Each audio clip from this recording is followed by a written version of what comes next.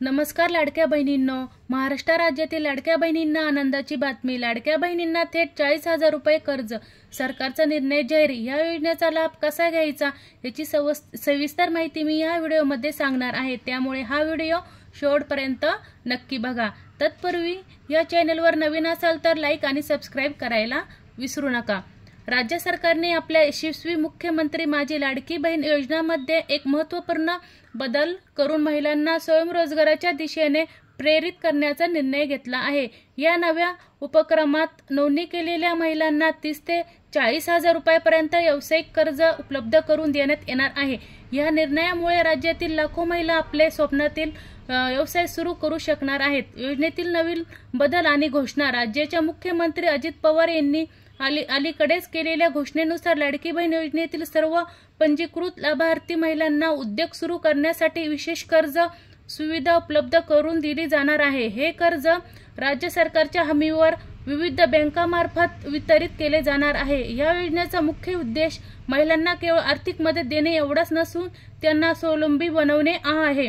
या कर्ज योजनेची वैशिष्ट्ये म्हणजे ती फक्त त्याच महिलांना उपलब्ध असेल त्यांनी आधीच लाडकी बहीण योजनेत नोंदणी केलेली आहे।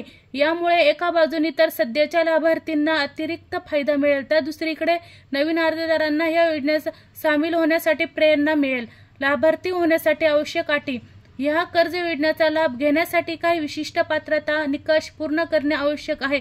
सर्वप्रथम अर्जदार महिला महाराष्ट्र राज्याची मूळ रहिवासी असावी, तिचे वय 21 वर्षापेक्षा जास्त आणि 65 वर्षापेक्षा कमी असावे।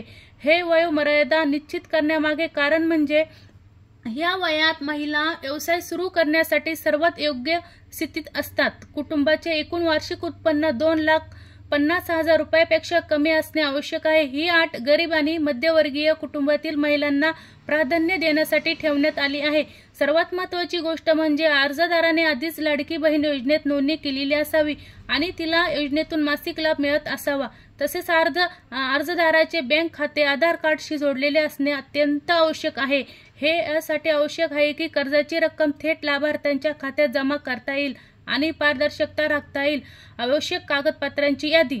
ह्या कर्ज योजनेसाठी अर्ज करताना काही आवश्यक कागदपत्रे सादर करणे आवश्यक आहे। आधार कार्डची मूळ प्रत आणि छायाप्रत ही पहिली आवश्यकता आहे। तसेच बँक खात्याची संपूर्ण माहिती, पासबुकाची प्रत आणि चेकबुकची प्रत आवश्यक आहे। कुटुंबाच्या उत्पन्नाचा अधिकृत दाखला सादर करणे आवश्यक आहे। हा दाखला तहसीलदार कार्यालयाकडून किंवा संबंधित अधिकाऱ्याकडून मिळवता येतो।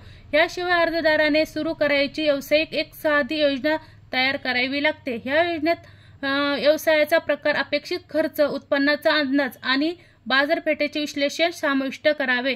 सर्वात महत्त्वाचे म्हणजे लाडकी बहीण योजनेतील नोंदणीचा पुरावा सादर करणे आवश्यक आहे।